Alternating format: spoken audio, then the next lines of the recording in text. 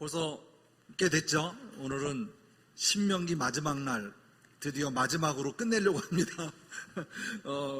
신명기를 통해서 우리 성도님들이 얼마나 많은 것을 나누었는지요. 그동안 성경 파노라마를 진행하면서 창세기, 출애굽기, 레위기, 민수기까지 해서 신명기가 오늘 이제 마무리를 하게 됩니다. 나눔 속에서 함께 했던 것 같이 신명기는 지난 날을 돌이켜보면서 새롭게 계명을 지난 날을 회고하면서 나누는 모세의 세 가지의 세 번의 설교를 기록해 놓은 것이 바로 신명기입니다. 자, PPT를 이제 우리 함께 나눠보겠습니다. 자료를 오래 가다 보니까 성도님들이 자료를 매번 드려야 되는 문제가 생겨서 한 번에 이제 앞으로는 나눠서 드려야 되겠다. 그러게 맞나? 전체를 다 드려야 되나? 그래서 오늘 할 분량만 다시 출력해서 부족하지만 드렸습니다. 자, 성경 읽기 1분 기도 우리 함께 화면을 보시고 기도해 하는 마음으로 한번 기도하겠습니다. 사랑하는 주님, 제가 읽을 이 성경이 하나님의 말씀임을 믿습니다. 성경의 내용이 이해가 되든지 안 되든지 나의 자발적인 머리로 이해하지 않고 그 내용 그대로 인정하고 받아들입니다. 성령님께서 조명해 주셔서 정확하게 깨닫고 말씀이 삶이 되는 하루를 살도록 도와주옵소서. 예수 그리스도의 이름으로 기도드립니다. 아멘. 지난번에 우리 권사님 한 분이 제가 직장 생활하면서 다니엘의 기도문을 한번 드린 적이 있습니다. 요구해서 말씀드렸더니 그것은 이제 아침에 출근해서 그리고 점심 먹고 점심을 식하면서 그 다음에 저녁에 돌아와서 마치면서 이렇게 기도하는 다니엘 기도문이 있습니다.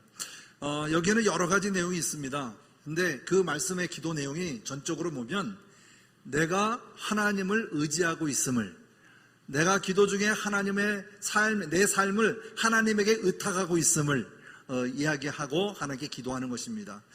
다음 주에는 기도문을 뒤에다가 다니엘 기도문을 한 장 이렇게 드릴 테니까 사무실에 계시는 분들은 사무실에, 가정은 가정에 한번 놓고 한번 읽어보는 기도문으로 한번 택했으면 좋을 것 같습니다. 자, 시대오는 출애굽 광야 시대의 마지막입니다. 자, 보겠습니다. 창조 시대, 그죠? 그 다음에 족장 시대, 그 다음 출애굽 광야 시대, 오늘 여기까지 하는데요. 창세기와 출애굽기와 민수기, 그죠? 민수기가 역사의 흐름으로 기록되어 있는 것을 우리가 알 수 있고, 그 다음에 나와 있는 레위기는 시내산에서 머물렀을 1년 동안 기록된 책이다, 이렇게 말씀드렸습니다. 그 다음에 신명기는 모든 여정을 마치고 이제 젖과 꿀이 흐르는 땅을 바라보면서 모압 평지에서 머무르면서 약 6개월 동안 머물면서 기록하고 그것을 모세의 설교를 한 부분을 신명기라고 얘기합니다. 그 다음에 욥기서는 있는데요. 족장시대 욥기서는 있는데 이거는 나중에 시가서를 다룰 때 잠깐 다루도록 그렇게 하겠습니다. 그래서 오늘은 출애굽의 광야시대의 마지막 신명기 부분을 함께 나누도록 하겠습니다. 지난번에 계속 이 얘기 나오는 것 중에 이 부분이 율법과 규례에 대한 부분이 마지막 부분에 있기 때문에 오늘 이 이야기를 지난 시간에 나눴던 걸 다시 한번 되새겨 보고자 합니다. 신명기는 세 가지로 구분되는데요. 세 기둥으로 구분되는데 첫 번째가 역사적으로 그것을 다시 한번 회상해보는 1장에서 4장까지의 첫 번째 설교가 있고요. 그 다음에 율법의 요약 5장에서 26장까지는 십계명을 비롯한 도덕법이라든지 기타 모든 관련된 법들을 상세하게 다시 한번 리뷰해가면서 그들에게, 누구에게? 제2세대에게 다시 한번 가르쳐주는 이야기입니다. 다시 말하면 다음 세대를 위하여 말씀하시고 있는 거예요. 지난 과거에 대한 것도 너희들이 이러한 하나님을 경험하지 못했기에 옛 선진들이 이러한 이야기, 이러한 일들을 목격하고 하나님을 따랐음을 얘기하고 있는 것입니다. 세 번째는 언약 체결의 부분입니다. 언약 체결. 그래서 34장까지인데 이것을 과거, 현재, 미래 이렇게 세 번의 설교 부분을 이렇게 나눠보면 되겠습니다. 그래서 이 부분에 대한 요약은 이렇게 보시면 될 것 같고요. 세 기둥은 그 다음에 신명기 핵심, 우리가 잘 아는 바와 같이 신명기 6장 4절에서 9절에 있는 말씀 우리가 반복적으로 계속했습니다. 그죠? 쉐마 이스라엘, 다시 말하면 들으라 이스라엘입니다. 이스라엘아 들으라 하는 명령어로 얘기하고 있는데, 이 말씀 6장 4절에서 5절, 6절, 9절까지 있는 말씀을 보면 한번 우리 이스라엘아 들으라 한번 성경 봉독 한번 해볼까요? 시작. 이스라엘아 들으라 우리 하나님 여호와는 오직 유일한 여호와이시니 너는 마음을 다하고 뜻을 다하고 힘을 다하여 내 하나님 여호와를 사랑하라. 이 말씀이 신명기의 핵심이지만 모든 신앙인으로부터 하나님만을 유일신으로, 그리고 몸과 마음과 뜻을 다하여 하나님을 사랑하라고 하는 것은 오늘날 우리에게도 주어지고 있는 하나님의 계명이라는 것을 반드시 기억해야 합니다. 그래서 여기서 사랑하시다라고 하는 것을 지난주에 우리가 함께 나눴죠. 그래서 다시 한번 보면 과거의 사랑, 다시 역사의 회고를 돌이켜서 볼 때 4장 37절에 있는 말씀에 보면 여호와께서 내 조상들을 사랑하신 고로 사랑하셨기에 애굽에서 이끌어내신 것을 말씀하고 있는 것입니다. 노예로서 그 고통받고 있는 그것을 통해서 하나님께서 그들을 사랑하셔서 그들을 어디로? 하나님의 젖과 꿀이 흐르는 땅으로 이끌어내셨음에 대한 과거를 회상하는 그 사랑하심을 얘기하고 있습니다. 그리고 또 언약에 대한 계명을 얘기할 때는 오늘의 생활, 다시 말하면 5장부터 있는 내용 중에 7절과 8절 그 위에 있는 말씀을 보면 오늘 내가 너희를 얼마나 사랑하시는 것을 얘기하고 있는데 7절 말씀에 보면 여호와께서 너희를 기뻐하시고 너희의 택하심은 너희가 다른 민족보다 수가 많기 때문이 아니라 너희는 오히려 모든 민족 중에 가장 적은 자이기 때문에 그렇다는 것을 먼저 말씀하십니다. 민족 중에 가장 적은 자들. 그리고 8절 말씀에 보면 여호와께서 다만 너희를 사랑하심으로, 그죠? 사랑하심으로 라고 얘기하십니다. 너희의 조상들에게서 행하신 맹세를 지키려 하심으로 말미암아 자기의 권능의 손으로 너희를 인도하여 내셨다 하는 것을 강조하고 있는 것을 볼 수 있어요. 누구의 손에서? 애굽의 바로 왕의 손에서 그들을 건져냈음을, 이끌어냈음을 얘기하고 있는 것을 볼 수 있습니다. 그렇다면 7절과 9절과 11절 말씀에 보면 그런즉 너희는 어떻게 하라고요? 바로 알아야 된다. 바로 알으라고 얘기합니다. 어떤 하나님을 알으라고 하느냐면 오직 내 하나님 여호와는 하나님이시요 신실하신 하나님임을 알아야 한다. 그렇기 때문에 그를 사랑하고 그 계명을 지키는 자에게는 언제까지? 천대까지 그 언약을 이행하면 인내함으로 그를 베푸시고 그를 미워하는 자들에게는 당장 대응하셔서 그들을 멸하시고 여호와는 자기를 미워하는 자들에게 지체하지 아니하시고 당장에 그들을 보응하신다. 되갚아 주신다. 그 값을 치르게 하신다. 이런 표현을 우리가 받을 수 있겠죠. 근데 11절 말씀을 보세요. 그런즉 너는 오늘 내가 내게 명하는 명령과 규례와 법도를 지켜 어떻게 하라고요? 행하라. 바로 이겁니다. 하나님은 조건부적인 신앙이에요. 믿음은 그냥 주어지는 것이기도 하지만 하나님의 은혜로 주어지는 거죠. 그죠? 하지만 반드시 주어진 것은 조건부가 붙어요. 무엇을? 지금 말씀하신 명령과 규례와 법도를 지켜 행할 때에 이와 같이 행하시겠다라고 하는 거예요. 만약에 지키지 않으면 어떡할까요? 복이 아니라 저주를 내리겠다라고 하는 것이죠. 생명이 아니라 죽음으로 대응하시겠다는 것이 하나님의 법입니다. 자, 그렇다면 미래의 그들에게는 어떻게 대응하고 있을까요? 넘어갔나요? PPT가 못네. 네. 여기 보면 미래에 대한 이야기를 합니다. 33장 3절 말씀에 보면, 자, 우리 한번 읽어볼까요? 시작.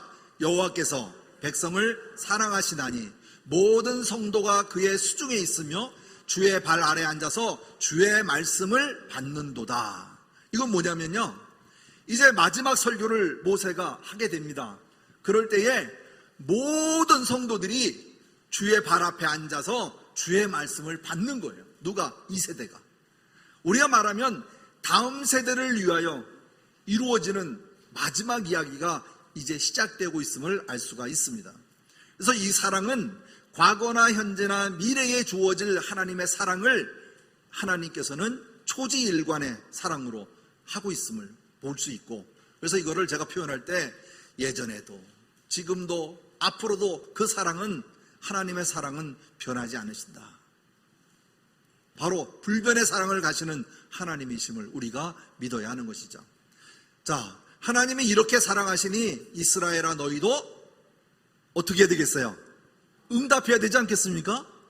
내가 너 이렇게 사랑하는데 너희는 나를 어떻게 사랑할 거냐라고 말할 때 응답하라고 하는 얘기예요.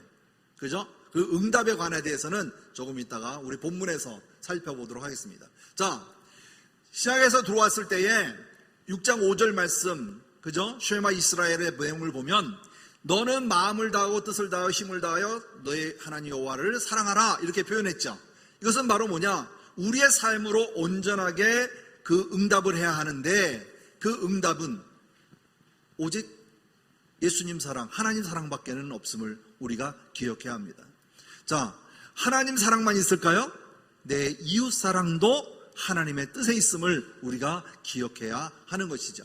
그래서 이것을 신명기의 이야기가 신약에 와서의 의미가 무엇이냐라고 얘기할 때, 너희는 먼저 그 나라와 그 일을 구하라. 그리하면 이 모든 것을 너희에게 더하시리라. 마태복음 6장 33절에 있는 말씀. 이것이 바로 온전하게 하나님을 사랑하는 방법이에요. 전적인 의지. 먼저 그 나라와 그 일을 구하라. 이것은 뭐죠? 이 말씀이 주어진 이유가 뭘까요? 바로 그것은 내가 행하면, 먼저 하나님의 의를 구하면 하나님께서 너희가 필요한 모든 것들을 더하여 주시겠다라고 하는 약속이에요. 바로 그 언약입니다. 우리가 믿는 것은, 이루어질 것을 믿는다라고 하는 것은 하나님의 언약을 믿는 거거든요. 무엇을 먹을까, 무엇을 입을까, 무엇을 마실까 염려하지 마라. 먼저 그 나라와 그 일을 구하라. 그러면 하나님께서 너희 모든 것을 더하여 주신다라고 하는 이 약속, 우리가 그 약속을 가지고 하나님을 믿고 의지하는 것입니다. 자, 그렇다면 신명기 11장에 보면 이 말씀을 어떻게 표현했을까요? 우리가 잘 아는 바와 같이 19절 말씀 우리 한번 큰 소리 내서 한번 읽어볼까요? 시작. 또 그것을 너희의 자녀에게 가르치며 집에 앉아 있을 때든지 길에 갈 때든지 누워 있을 때든지 일어나 때든지 이 말씀을 강론하고, 누구에게? 자녀에게 가르치라고 하는 거예요. 무엇을? 먼저 그 나라와 그 의를 구하는 것을 가르쳐야 한다 이 말입니다. 그렇다면 이 말씀을 이들에게는 문설죄도 붙이고 바깥문에도 기록해서 붙여서 오고 가면서 시편 121편을 보면서 하나님이 영원토록 나를 지켜주고 있음을 그들이 보고 느끼면서 그 말씀을 묵상했던 것을 우리가 살펴볼 수 있습니다. 그 다음에 21절 말씀에 보면 그리하면 여호와께서 너희 조상에게 주리라고 맹세하신 땅에서 너희의 날과 너희의 자녀의 날이 많아서 하늘의 땅을 덮는 날과 같이 같으리라. 덕과 같이 하리라. 바로 이 말씀입니다. 앞으로 주어질 땅, 젖과 꿀이 흐르는 땅, 정말 그 젖과 꿀이 흐르는 땅이 맞나요? 그들의 삶 속에서는 그들이 가네스바네에서 여기 가나안 땅에 들어갔다 나올 때 뭐라고 느꼈어요? 부족함이 없는 풍족한 땅임을 그들은 보고 느꼈어요. 하지만 가까이 가기엔 너무나 무섭고, 그죠? 우리가 나가기는 너무나 두려운 존재들이 거기 있었다라고 하는 것을 그들이 이야기하게 되죠. 자, 하지만 하나님께서는 이 땅을 미리 우리에게 주신다라고 약속하셨어요. 바로 그 약속을 믿었던 자들은 하나님 앞에 그 약속을 의지해서 여호수아와 갈렙만이 젖과 꿀이 흐린 땅에 들어가게 되어지고, 그렇지 못한 사람들은, 이스라엘 백성들은 다 죽게 된다는 얘기죠. 그래서 광야에서 태어난 2세대만 젖과 꿀이 흐르는 땅을 들어가게 되는 것입니다. 자, 그렇다면 오늘의 이 말씀을 보면 세 가지로 나눌 수가 있습니다. 첫째, 이 명령을 지켜 행할 때만 이루어집니다. 그죠? 22절 말씀에 잘 지켜 행하고, 두 번째, 그에게 의지하면, 그죠? 의지해야 합니다. 바로 의지라고 하는 표현이 중요합니다. 그렇게 되면 24절 말씀에 보면 너희 발바닥으로 밟는 곳은 다 너희의 소유가 되리라. 이것이 바로 광야로부터 레바논에서부터 유브라데 강까지로부터 서해까지, 동과 서의 겨루는 위에서 아래까지 모두 다 너희가 밟는 땅은 너희에게 주겠다라고 하는 약속이죠. 바로 이 약속을 이들은 믿고 요단강을 건드는 것입니다. 바로 적과 꿀인 땅으로 가는 것입니다. 자, 그렇다면 오늘 주어진 말씀 속에서 응답하라고 하는 말을 어떻게 표현했을까? 그것을 11장에는 그린심산과 에발산에 오르는 것으로 말하고 있습니다. 그래서 신명기 11장 26절 32절 말씀에 보면 이 말씀이 있어요. 내가 오늘 복과 저주를 너의 앞에 두리니, 어디에 둔다고요? 따로 두는 것이 아니라 오늘 복과 저주를 너희 앞에 둔다 얘기하셨어요. 그러면 앞에 둔 복을 지키면 내 것이 될 때, 행하면 내 것이 되는 것이고, 순종하지 못하면 그것은 내 것이 아닌 것이죠. 그죠? 복을 얻을 것이냐 저주를 택할 것이냐는 너희의 선택이라는 얘기예요. 자, 보실게요. 27절 말씀. 너희가 만일 내가 오늘 너희에게 명하거든 너희 하나님 여호와의 명령을 들으면 복이 될 것이요, 너희가 만일 내가 오늘 너희에게 명령하는 도에서 돌이켜 떠나 너희 하나님 여호와의 명령을 듣지 아니하고 본래 알지 못하던 다른 신들을 따르면 저주를 받으리라. 바로 이 이야기입니다. 29절 말씀에도 보면 내 하나님 여호와께서 내가 가서 차지할 땅으로 너희를 인도하여 들이실 때예요. 가나안 땅에 들어갈 때에 들어가면 너는 그리심산의 축복을 선포하고 에발산에서 저주를 선포하라. 이미 모세를 통해서 하나님께서 예언하셨죠. 그렇게 행하라고 말씀하신 것입니다. 그래서 여기 보면 그리심산은 축복의 산으로, 에발산은 저주의 산으로 이렇게 미리 말씀하셨습니다. 그 위에 말씀을 보면 이 두 산은 요단강 저쪽 곧 해지는 쪽으로 가는 길, 그죠? 뒤편에 길갈 맞은편 모래 상수리 나무의 곁에 아라바에 거주하는 가나안 족속의 땅에 있지 아니하냐 이렇게 말씀하면서 그 땅의 위치를 정확하게 말하고 있음을 볼 수 있습니다.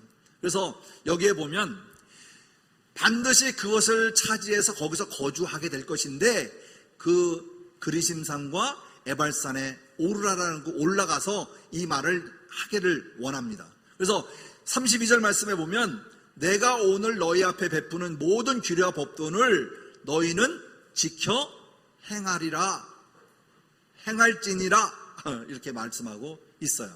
자, 이것은 지금 이루어진 걸까요? 안 이루어진 걸까요? 아직 안 이루어진 거죠. 어느 때에? 가나안 땅에 들어가면, 가나안 땅에 들어갈 때에 이렇게 행하라라고 얘기하고 있는 것입니다.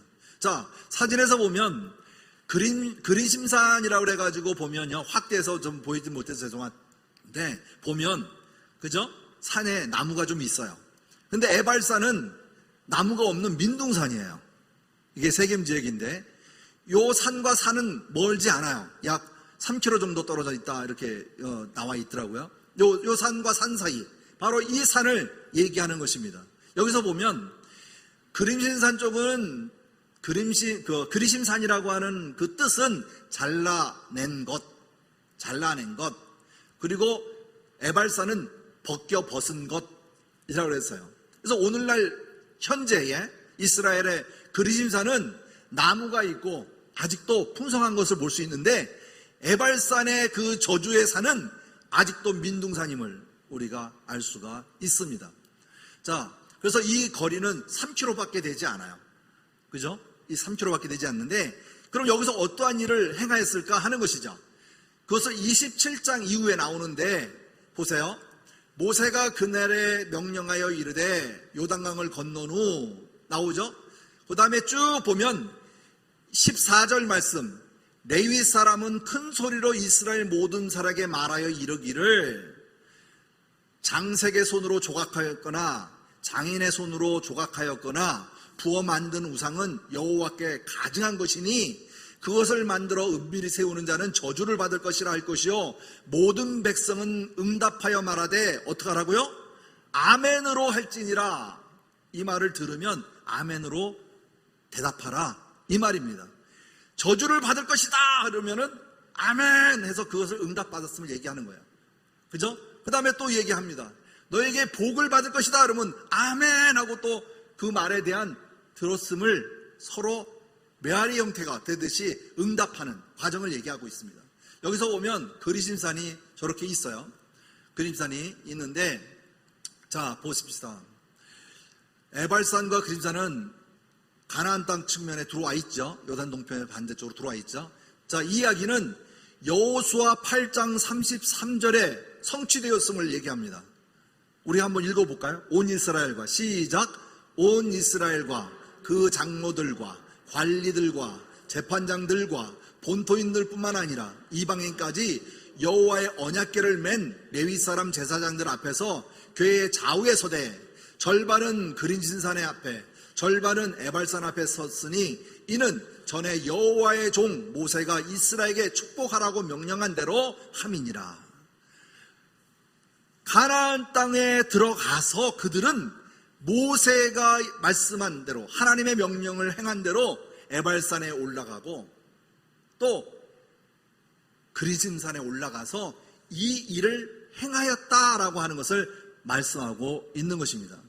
여기 한 자세한 내용은 우리 여호수아서에서 행동으로 나왔을 때에 한번 다시 다루도록 그렇게 하겠습니다. 자, 그래서 신명기 28장까지 넘어가 보면 그의 모든 명령을 지켜 행하면 내 하나님 여호와께서 너의 모든 민족 위에 뛰어나게 하신다라고 하는 것을 말씀하고 있습니다. 오늘날의 이스라엘 사람들은 세계 모든 민족 위에 뛰어나다라고 말할 수가 있어요. 왜냐하면 세계 경제를 지배하고 있는 것이 유태인들이 많기 때문에. 그죠? 그들은 하나님의 말씀을 의지하고 그 말씀대로 살려고 애쓰고 있습니다. 근데 우리는 하나님의 자녀임에도 불구하고 과연 하나님의 말씀을 얼마나 지켜 행하고 있을까? 한번 돌이켜볼 때 다시 한번 다짐을 해야 되는 그런 마음다짐이 우리에게도 필요하지 않을까 이 생각이 되어집니다. 말씀을 지켜 행해야 되겠죠? 모르고 있을 때는 넘어가지만 알고 있을 때는 행해야 되겠죠. 그죠? 예. 바로 이 이야기가 이스라엘 백성들이 시내산에 머물기 전까지 하나님께서 그들을 인도해내면서까지 왔을 때에 어떠한 죄를 범하였다 하더라도 하나님께서 그들을 멸하지 않으셨어요. 하지만 시내산에서 맺은 그 언약, 하나님은 나의 하나님이 되고 나는 하나님의 자녀가 된다라고 하는 그 약속을 지키고 명령으로 행하였을 때에 그 이후로는 어떻게 했어요? 200만 명, 애굽에서 나온 200만 명이 다 죽임을 당하는 사건이 이루어집니다. 뭐 했을 때? 하나님의 말씀에 불순종했을 때. 바로 이젠 알고 나면은 하나님의 그 명령에 대한 답이 따라오고 있음을 우리가 반드시 기억해야 합니다. 그래서 2절 말씀에도 보면 내가 내 하나님 여호와의 말씀을 청종하면이에요. 아까는 지켜 행하지만 청종하면 이 모든 복이 내게 임하여 내게 이르리라. 우리는 청종한다는 말을 통해서 우리가 매 주일마다 하나님의 말씀이 선포되는 담임 목사님의 설교를 듣습니다. 들으면서 믿음이 나. 하나님의 말씀을 들으면서 내 자신에 주어지는 하나님의 말씀을 마음판에 새기게 되는 것이죠. 그렇죠? 모든 사람들은 들으려 하지 않는 이유가 뭘까요? 내가 듣고 싶은 것만 들으려 하기 때문에 그렇습니다. 나의 주관이 워낙 강하다 보니까 하나님의 말씀에 귀를 기울이지 아니하고 미혹되는 말에 너무나 많은 것을 이렇게 청종하게 되는 것을 볼 수 있습니다. 참 우리가 어디에 귀를 기울여야 될 건가 할 때 다른 거 없습니다. 매일마다 주어지는 하나님의 말씀을 귀를 기울이시고, 그리고 매주마다 전해주는 하나님의 말씀을 귀담아 들어 그것을 마음판에 새겨 행동으로 옮기는 삶을 살 때 이것을 우리는 그리스도인의 삶이다 이렇게 얘기합니다. 주님과 동행하는 삶을 살고 있다 이렇게 말할 수 있습니다. 또 이렇게 사는 것이 하나님의 자녀가 행할 도리입니다. 그러기에 먼저 그 나라와 그 일을 구하는 일은 하나님이 더하여 주신다라고 하는 그 약속을 믿을 때는 하나님의 말씀을 지켜 행함에도 있지만 잘 듣는 데도 있음을 우리가 기억해야 할 줄 믿습니다. 이것이 바로 반복적인 이야기지만 여호와 하나님은 나의 인생의 최고의 가치임을 내 입술로 고백하는 간증의 삶이 되기를 주님의 이름으로 부탁드립니다. 자, 그렇다면 복과 저주 28장의 이후에 보면 복과 저주에 대한 이야기가 나옵니다. 절수로 따지면요, 복 받으라 라는 말보다 저주를 받을 것이다 라는 말이 더 많아요. 왜? 행하는 것은 누가 행하는 것이에요? 우리가 행하는 것이기 때문에. 하나님의 말씀을 지켜 행하면 복을 주시고 지키지 않으면 저주를 받는다라고 하는 것이죠. 이 말을 다른 말로 말하면 들어가나 나가나 복을 받을 것이요 들어가나 나가나 저주를 받을 것이다 라고 하는 말씀의 연장입니다. 그래서 3절과 6절까지 있는 말씀을 보면 성읍에서도 복을 받고 들에서도 복을 받고 내 몸의 자녀와 내 토지의 소산과 내 짐승의 새끼와 소와 양의 새끼의 복을 받을 것이며 내 광주리와 떡반죽의 그릇이 복을 받을 것이고 모든 어느 곳이든지 간에 들어와도 복을 받고 나가도 복을 받는다는 것이에요. 이것이 하나님이 우리에게 주시는 복이에요. 그러시죠? 이 말은 어느 삶 속에 있는 영역은 다 복을 받을 수 있는 영역임을 얘기하고 있습니다. 교회에 나와야만이 복을 받는 것이 아니라 그리스도인이 하나님의 전에서만 복을 받는 것이 아니라 가정에서도 자녀들과 함께, 직장에서도 직장에서의 삶 속에서도 함께, 내가 어느 곳에 있든지 일터 속에서도 하나님과 함께 할 때에 그 말씀을 지켜 행하고 그 말씀을 지켜 청중할 때에 복 받는다 하는 것을 기억하셔야 있습니다. 사랑하는 성도 여러분, 하나님의 복은 임하는 장소만 있는 것이 아닙니다. 모든 영역에 하나님이 계심을 우리가 믿고 하나님을 내 마음에 모시고 성령님의 인도하심에 따라 살아가는 우리 모두가 되길 주님의 이름으로 부탁드립니다. 자, 그렇다면 저주는 뭘까요? 지금 얘기한 대로 16, 17, 18절에는 똑같은 이야기가 반복됩니다. 그렇죠? 반복돼요. 그런데 15절 말씀에 보니까 내가 만일 내 하나님 여호와의 말씀을 순종하지 아니하여 어떻게 하지 아니하여? 순종하지 아니하여 오늘 내게 명령하는 이 모든 명령과 규례를 지켜 행하지 아니하면 이 모든 저주가 내게 임하고 내게 이를 것이다 라고 말씀하시면서 복받는 이야기와 똑같은 모든 영역에서 저주도 받을 것임을 얘기하고 있음을 알 수 있습니다. 그래서 들어가도 저주받고 나와도 저주받는다. 아마 저주 얘기하는 것보다 복받는 얘기가 귀에 더 들어오죠? 그죠? 예. 구약시대에는 물질적인 축복, 자녀에 대한 복, 이것을 복이라고 봤어요. 그래서 가축이 많고 두는 종들도 많고 부유한 것을 복이라고 보았어요.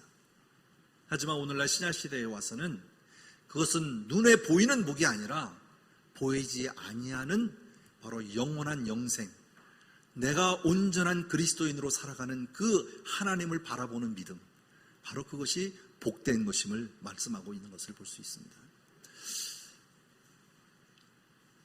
자, 그렇다면 신명기는 이 역사가 흘러가는 대로 연대기적으로 볼 수 없는 책이라고 먼저 말씀드렸기에 한 단어를 이렇게 떼서 다시 한번 돌아가서 다시 한번 보겠습니다.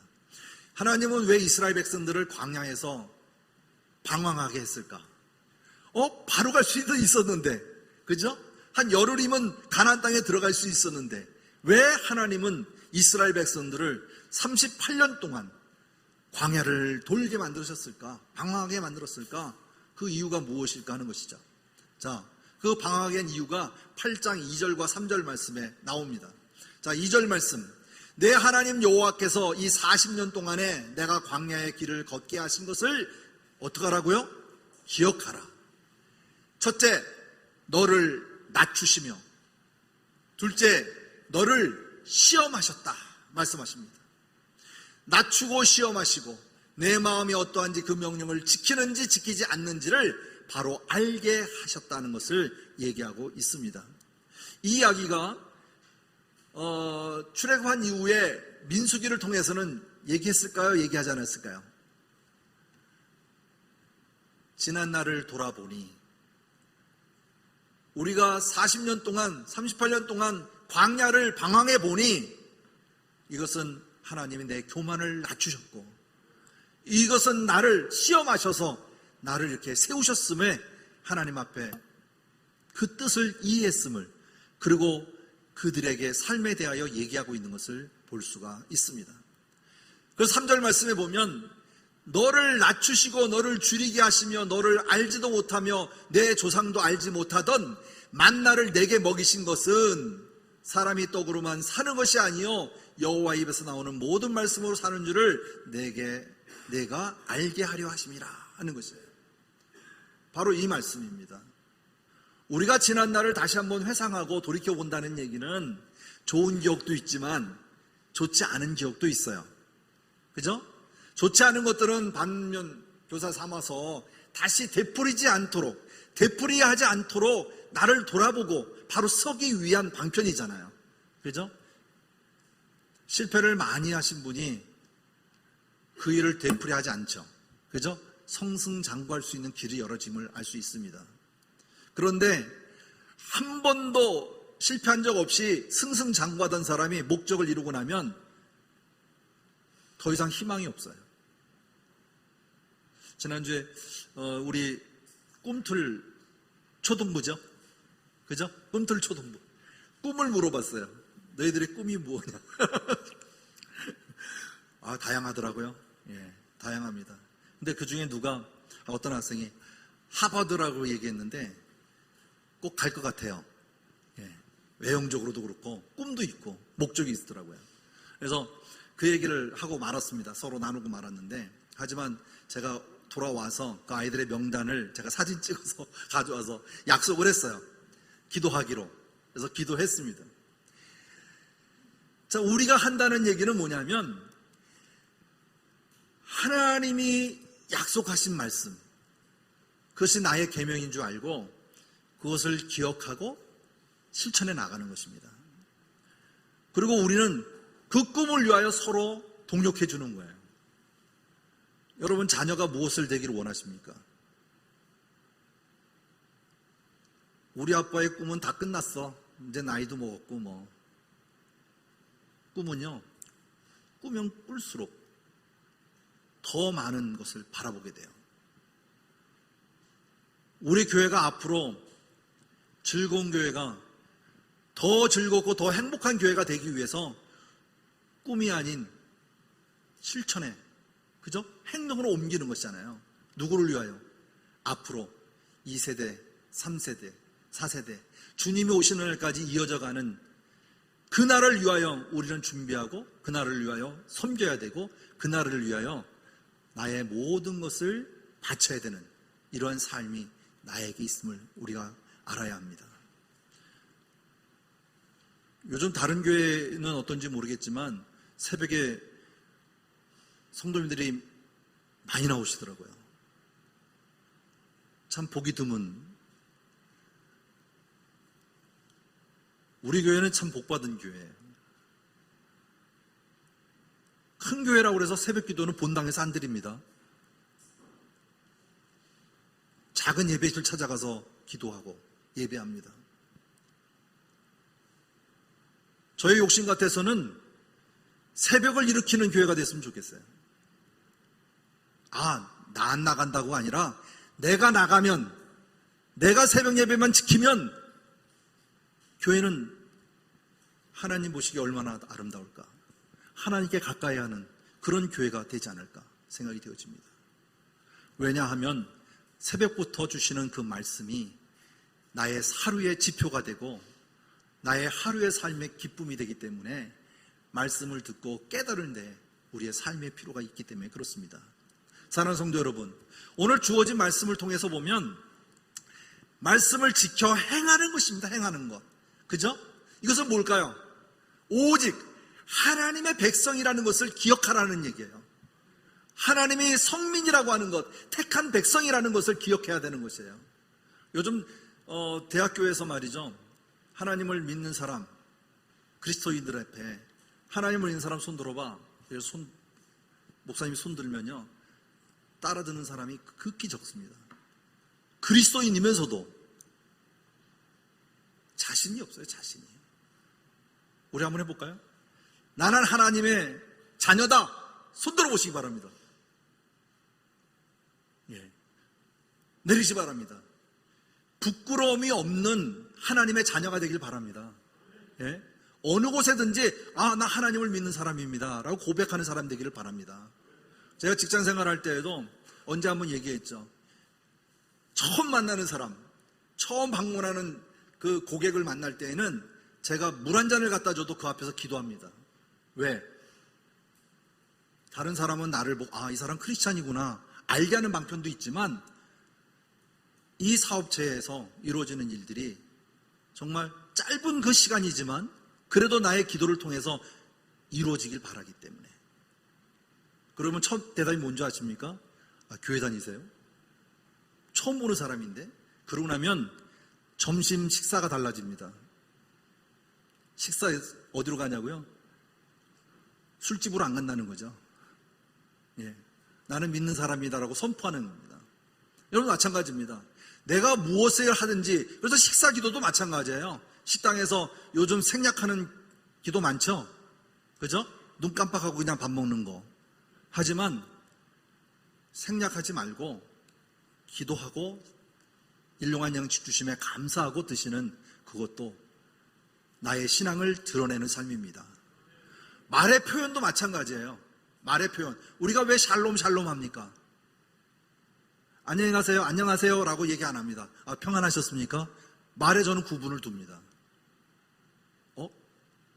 어디서 누가 평안하십니까? 라는 소리를 들어보겠습니까? 그죠? 예? 하지만 내가 고객을 만나거나 또는 가정에서 자녀들과 대할 때 잘 갔다 와, 샬롬. 말하는 그 말 속에서도 가정에도 그리스도의 삶이 묻어나고 있음을 우리가 기억해야 합니다.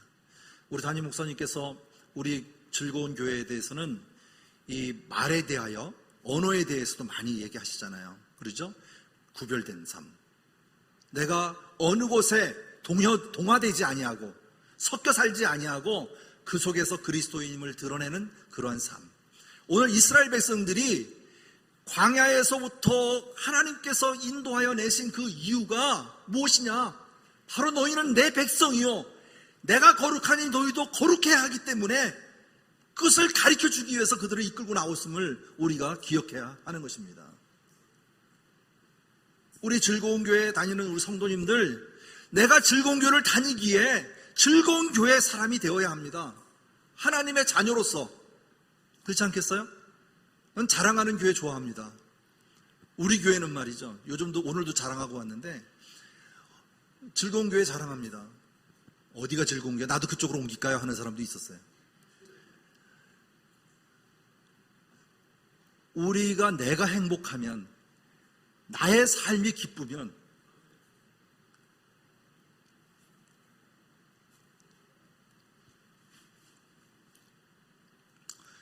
더 얘기하면 더 감정이 더 쓰니까 돌리겠습니다.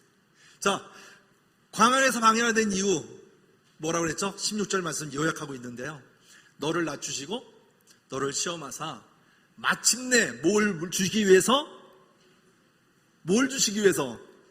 복을 주시기 위해서 너희를 이끌어내셨다는 거예요. 이 이야기가 누구 얘기합니까? 모세가 2세대에게 얘기하는 것입니다. 왜 너희 선진들이 부모가 이렇게 힘들게 왔는 줄 아냐? 그것은 바로 너에게 복 주기 위해서 그런 거야 하는 것을 얘기하고 있다는 것을 기억해야 합니다. 그 자리는 부끄러운 자리고 실패의 자리고 수치의 자리가 될 수 있지만, 그죠? 하지만 그 자리는 내일을 아름다운 복으로, 더 큰 복으로 주시기 위한 하나님의 방법이요 방편임을 우리가 반드시 기억해야 될 줄 믿습니다. 자, 그렇다면 이스라엘 백성들이 가장 위험한 때가 있었어요. 그게 뭘까요? 12절과 14절 말씀대로 그대로 보면, 너희가 먹어서 배부르고 아름다운 집을 짓고 거주하게 되며 또 내 소와 양이 번성하며 내 은금이 증식되고 내 소유가 더 풍부하게 될 때에 내 마음이 교만하여 내 하나님 여호와를 잊어버릴까 염려하노라. 너희가 앞으로 정착한 땅에 들어가서, 가나안 땅에 들어가서 배부르고 아름다운 집을 짓고 살 때, 그죠? 그리고 너희가 복을 받아서 소와 양이 많아질 때, 또 너희가 은과 금이 많아질 때, 내 모든 삶의 소유가 많아질 때 내 마음이 교만하여 여호와 하나님을 잊어버릴까 염려하노라. 모세가 이렇게 얘기하고 있는 것입니다. 이것은 뭘까요? 내 삶이 풍요로워지면 하나님은 뒤로 물러나게 한다는 것입니다. 하나님의 그 삶에 대하여 잊어버리는 것입니다. 나의 하나님의 있음을 잊어버린다는 거예요. 이 이야기가 어느 때 이어지는 줄 아십니까? 가나안 땅 정복한 이후 400년이 흐르지 않는 그 시기에 하나님을 잊어버린 세대가 나오게 되어집니다. 그게 바로 사사기의 이야기입니다. 자, 바로 이 때를 위하여 하나님께서는 누구를 준비하셨다고요? 여호수아를 준비하십니다. 여호수아, 모세의 다음 후계자 여호수아를 준비하게 되는데, 이 여호수아는 어떤 사람일까? 31장에 보면, 신명기 31장에 보면 모세가 이제 120세가 되었어요. 120세. 2절 말씀에 이제 내 나이가 120세라 내가 더 이상 출입하지 못하겠고 여호와께서도 내게 이르시기를 너는 이 요단을 건너가지 못하리라 하셨느니라. 이미 하나님의 말씀을 지켰음을, 알고 있음을 얘기하고 있어요. 그런데 31절 말씀에 보면 여호와께서 이미 말씀하신 것 같이 내 하나님 여호와께서 너보다 먼저 건너가사 이 민족들을 내 앞에서 멸하시고 내가 그 땅을 차지하게 할 것이며 여호수아는 내 앞에서 건너갈지니라 라고 말하고 있어요. 31절에 이 말씀은 이미 그에게 후계자임을 정하여 주고 그에게 얘기하는 것인데, 여기에 중요한 말씀이 있어요. 33절 말씀에 너보다 먼저 건너가시는 사람이 있어요. 누구죠? 여호와께서. 여호와께서 너보다 먼저 건너가서, 여호수아보다 먼저 건너가서 이 땅을 차지할 것에 대하여 하나님께서 다 준비하고 계심을 얘기하고 있습니다. 결국은 여호수아는요, 땅 짓고 헤엄치는, 이미 하나님이 다 만들어 놓으신 거예요. 주겠다고 약속하신 거예요. 오직 한 가지 할 수 있는 것, 하나님 앞에 맡기고 그냥 건너가기만 하면 돼요. 앞으로 여호수아서를 통해서 이어지는 여호수아 통해서 알 수 있겠지만, 과연 땅 짓고 헤엄치기가 얼마나 어려운지를 알게 되어집니다. 인간의 욕심이 얼마나 강해지는지 우리가 알게 되어집니다. 그래서 여호수아는 이와 같이 7절 말씀에 보면 모세가 여호수아에게 이야기합니다. 너는 강하고 담대하라. 너는 이 백성을 거느리고 여호와께서 그들의 조상이 되어주리니 맹세하신 땅에 들어가서 그들에게 그 땅을 차지하게 하라. 그리하면 여호와 그가 내 앞에 가시며 너와 함께 하시고 너를 떠나지 아니하시고 너를 버리지 아니하시고 너를 두려워하지 말고 놀라지도 않게 한다. 누가? 여호와께서 함께 하시겠다. 여러분, 우리가 새로운 일을 시작하거나 지금 일할 때에 사람에 있어서의 삶이 힘들고 어렵습니까? 그리고 가보지 않은 길이라 두렵습니까? 누구를 의지하라고요? 여호와만을 의지하는 것입니다. 모든 것을 내려놓으시고 주님만을 의지할 때 하나님이 여호와가 나와 함께 하신다는 것을 우리가 믿어야 합니다. 그래서 여기서 말하고 있는 것은 모세가 여호수아에게 주어지는 말씀 중에 하나님은 예비하시고 그리고 하나님은 너와 함께 하신다는 것을 얘기하고 있는 것입니다. 그렇죠. 나에게 다른 일을 하도록 내가 그 일을 맡을 때에는 두렵죠. 자, 과연 잘 해낼 수 있을까? 그죠? 아마 그 다음날 잠도 못 자가지고 눈만 퉁퉁 부어가지고 시작하려고 하는 것도 있을 수 있어요. 하지만 하나님을 믿고 의지할 때 하나님은 나와 함께 하실 때 그 일을 이루어갈 수 있다는 것을 우리가 말씀을 의지하고 나가는 것입니다. 믿고 나가시죠? 내일은 분명히 푹 주무시고 오늘 밤 푹 주무시고 내일은 활기찬 하나님 의지하고 하는 그 기쁨이 있을 줄 믿습니다. 네. 자, 그렇다면 모세는 어떤 사람인가? 모세가 여호수아에게 이루어졌을 때 민수기에 보니까 앞으로 간 거죠. 민수기에 보니까 이런 말이 있어요. 모세가 여호와께 여짜 이르되, 여호와 하나님께 이야기하는 것입니다. 하나님이시여, 한 사람이 이 회중 위에 세워서 한 사람이 세워서 그들을 인도해서 나가야 되는데 여호와의 회중이 목자 없는 양과 같이 되지 않게 해주십시오라고 얘기합니다. 이 이야기가 언제 이야기인 줄 아세요? 너는 이제 가나안 땅에 들어가지 못한다라고 얘기했을 때 모세가 그렇다면 내가 없다면 이스라엘 백성들이 양을 잃은 양 같아서 어찌하게 되겠습니까? 라고 하나님 앞에 이야기하는 거예요. 그랬을 때에 하나님께서 말합니다. 18절 말씀, 눈의 아들 여호수아는 그 안에 뭐가 있다? 영이 머무는 자니 너는 그를 데려다가 안수하고 그의 모든 회중 앞에서 그에게 위탁하여, 그죠? 그를 지켜내라고 얘기하는 것입니다. 여기서 여호수아는 과연 그럼 다음 후계자는 누구냐라고 하는 거예요. 첫째, 하나님의 영이 머무른 자. 지금 말씀 읽었죠? 두 번째, 이스라엘 백성들 이 광야에서 아멜렉과의 싸우게 될 때에 모세가 지목하여 내보낸 사람이 누구냐? 바로 여호수아예요. 그래서 출애굽기 17장 8절 말씀에 등장하게 되어지는데 이 여호수아가, 그죠? 여호수아가 사람들을 택하여 나가서 아멜렉과 싸우라고 하는 모세의 지명을 받은 자임을 우리가 알 수 있습니다. 그 다음에 세 번째는 모세가 하나님의 계명인 십계명을 받으러 갔을 때 시내산에 같이 올라갔던 사람이 그 중에 여호수아가 포함되어 있음을 알 수 있어요. 모세가 그의 부하 여호수아와 함께 일어나 모세가 하나님의 산으로 올라가며, 그러니까 어떻게 할까요?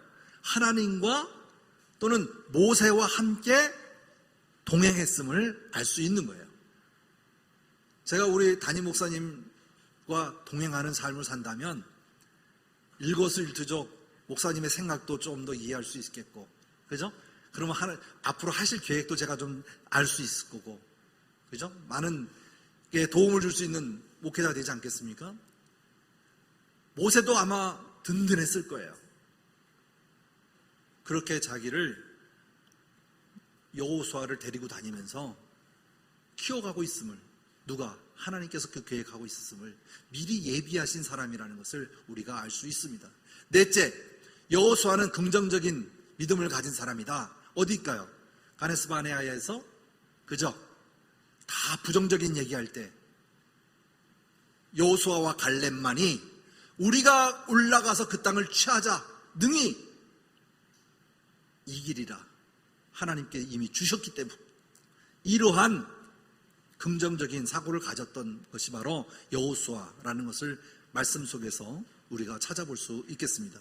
자, 이제 마지막입니다. 모세의 죽음. 이제 모세가 민수기에서 나오지 않지만 신명기에는 자기의 죽음에 대하여 얘기합니다. 그래서 이 느보산이라고 하는 게 나오는데, 모압 평지에서 느보산에 올라가 여리고 맞은편 비스가 산 꼭대기 이름에 여호와께서 길르앗 온 땅을 단까지 보여주시고, 누구에게 보여주는 겁니까? 모세에게 펼쳐진 모든 땅을 보여주는 거예요. 야, 봐라, 아차산 꼭대기에 올라가서 봐라, 한강편으로 저 하남 쪽까지 봐라, 그죠? 이렇게 하듯이, 왜냐? 이 느보산에서요, 가나안 땅을 보게 되면 날 좋은 날은 예루살렘과 감람산이 보인다고 그래요. 우리도 좋은 날 올라가면 인천 앞바다 보이는 거 아세요? 뻥쳤나? 목사님 보이나요? 안 보이나요? 아차산에서 보면 안 보여요? 안 보인대요. 하지만 아마 롯데타워에 올라가서는 보일걸요? 그죠? 더 높은 곳에 올라가면 보일 겁니다. 예전에 한번 백두산에 올라가 봤더니요, 다 보이더라고요. 우리 집 앞에까지 보이더라고요. 아, 참 높긴 높더라고요. 근데 그 천지가 너무 웅장하다 보니까 푹 빠졌습니다. 정말. 근데 안 보이게 옆에서 그냥 중국 사람들이 왔다 갔다 하는 바람에 제가 막 뭐라 그랬어요. 비키라고. 딴 말 필요 없더라고요. 방언을 했더니 다 피하더라고요. 이랬더니 다 피하더라고요. 중국말도 아니고 한국말도 아니고 무슨 말인지도 모르게 그냥 막 뭐라 그랬더니 다 피해주더라고요. 그때 사진 한 장 찍었죠. 중요한 건 뭐냐? 말씀드리고자 하는 것은 뭐냐? 다 보여주는 거예요. 그럴 때에 이 모세는 어떠한 심정이었을까? 어떠한 심정이 있을까? 신명기 3장 25절에 보니까 모세가 하나님께 간구하는 이야기가 들어있더라고요. 찾아보니까 구하옵나니 내 나를 건너가게 해달라고 모세도 기도하더라고요. 왜? 요단 저쪽, 다시 말하면 요단 강 건너 젖과 꿀이 흐르는 땅, 선조에게 약속하신 그 땅, 아름다운 땅, 아름다운 산과 레바논을 보게 하옵소서. 왜? 내가 그곳에 들어가서 나를 건너가게 해서 나도 그 땅을 좀 밟게 해달라고 하는 모세의 간절함이 있더라고요. 그걸 보니까 여호와께서 너희 때문에 내게 진노하여서 내 말을 듣지 아니하였고 내게 이르기를 그만해도 족하니 이 일로 다시는 내게 말하지 말라. 얼마나 냉철하십니까? 야, 더 이상 얘기하지 마. 이미 정해졌어. 한 번만. 3-4번 했단 말이 없더라고요. 한 번만 더. 하나님 없어요. 그가 바라보는 그 비스가 산 꼭대기에 올라가서 동서남북을 바라고 내 눈으로 그 땅을 바라보라. 너는 이 요단을 건너가지 못할 것이니라. 하나님이 모세에게 한 말이에요. 자, 그랬을 때에 34장 마지막 그의 설교 속의 이야기는 전혀 다릅니다. 그 말씀을 지켜 행했음을 얘기합니다. 여호와께서 그에게 이르시되 내가 아브라함과 이삭과 야곱에 맹세하여 그 후손에게 주리라 한 땅이라 내가 내 눈으로 보게 하였다. 하지만 너는 그리로 건너가지 못하게 하리라. 그 약속에 대한 얘기를 다시 합니다. 그러면서 여호와의 종 모세가 여호와의 말씀대로 모압 땅에 죽어 벳보을 맞은편 모압 땅에 있는 골짜기에 장사되었고 오늘까지 그의 묻힌 곳을 아는 자가 없느니라. 그는 기력이 쇠하지도 않았어요. 얼마든지 가라고 하면 갈 수 있었고 하나님이 행하였으면 갈 수 있었던 땅을 그는 하나님의 말씀을 지켰어요. 그리고 그들을 떠나보내면서 그는 죽었음을 얘기하고 있습니다. 어디에? 조상이 묻힌 것을 바라보게 만들었습니다. 자, 느보산 정상에 이렇게 이정표가 있습니다. 이정표를 제가 이렇게 살펴보니까 예루살렘 느보산은 46km, 헤브론과 느보산에는 65km, 베들레헴에서 느보산까지 50km예요. 50km. 그러니까 먼 거리가 아니에요. 그렇죠? 예. 50km면 여기서 어딘가요? 목사님? 여기서 광화문이 한 20km 나오거든요. 그러면 2배면 되겠죠. 갔다 오는 거리면 뭐 40km 정도 된다고 치면 먼 거리는 아니죠. 그렇죠? 예. 하지만 그곳을 바라보는 모세의 심정에 대해서 하나님의 말씀을 지켜 행했음을 우리가 알 수 있습니다. 자, 여기 보면 모세는 나이가 120세가 되었는데 그 눈이 흐려지지 않았고 기력이 쇠하지 아니하였다. 이 말은 뭘까요? 하나님의 말씀을 순종했다라고 하는 것을 얘기하고 있어요. 그 후에 이스라엘의 모든 모세와 같은 선자들이 일어나지 못하였으나니 모세는 여호와께서 대면하시던 자요, 하나님과 얼굴을 맞댔던 자요, 여호와께서 그를 애굽 땅에서 보내서 바로와 그의 모든 신하들과 그 온 땅의 모든 이적과 기사와 모든 권능과 위엄을 행하게 하시며 온 이스라엘 목전에서 그것을 직접 행한 자다라고 하는 것을 말씀하고 있습니다. 어떻게 자기 얘기를 할 수 있을까? 이건 후대에 써서 첨가시킨 내용이에요. 신명기에. 그래서 이 모세가 죽음에서 열람으로 죽은 것이 아니라 사명을 다했기 때문에 그는 이스라엘 백성들을 애굽에서 이끌어낸 것까지가 그의 사명자로서의 삶이었습니다. 그리고 두 번째, 모세의 죽음은 저주가 아니라 하나님 나라에 안식되어지는 축복임을 기억해야 합니다. 사랑하는 성도 여러분, 우리가 살아감에 있어서 나의 죽음은 저주가 아니라 하나님의 나라의 입성은 축복임을 기억해야 합니다. 이것이 우리의 신자들이 살아가는 복입니다. 그리고 또 한 가지, 이가 행하였던 모든 삶을 돌아볼 때에 하나님의 말씀대로 순종하였음을 우리가 알 수 있습니다. 다시 말하면 신명기는 모든 삶을 회상하면서 돌아보면서 후대에게 얘기할 때 이 모든 것은 하나님께서 행하신 일이고 그 말씀을 지키는 자에게 복이 있음을 얘기하고 있는 것입니다.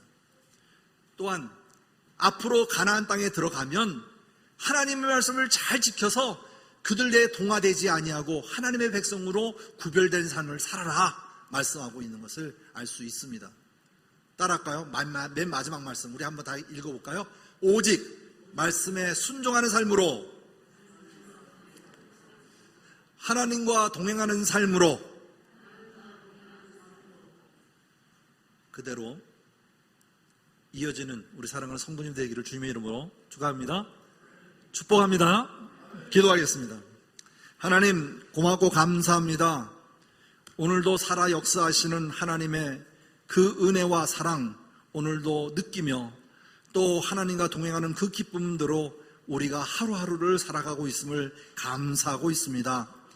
이러한 삶이 오늘의 염려가 아니라 내일의 삶의 기쁨이 되게 하여 주시고 우리가 주님의 오시는 그날까지 살아가는 목표요 또 구별된 삶으로 또 거룩한 삶으로 주님과 동행하는 아름다운 삶이 날마다 영이 되어지도록 축복하여 주옵소서. 교회 나와 하나님의 말씀을 들으며 그 말씀대로 지켜 행할 때 그 말씀대로의 삶이 얼마나 복되고 아름다운지를 알게 하여 주시고 오직 지켜 행함으로 자녀들에게도 아버지 하나님 다음 세대를 위해 준비하는 것이 아니라 오늘의 이 순간에도 주의 말씀을 지켜 행하는 그의 삶 속에서 드러나는 기쁨이 있도록 은혜 베풀어 주옵소서. 오늘도 평안한 밤이 되게 하시고 이 무더위에 건강 상치 않게 주님 돌보아 주시옵소서. 그래서 항상 주의 말씀대로 감사함으로 날마다 은혜가 넘치는 우리 모든 성도님들의 삶이 되도록 축복하여 주옵소서. 주께 감사드리오며 예수 그리스도의 이름으로 기도드리옵나이다. 아멘.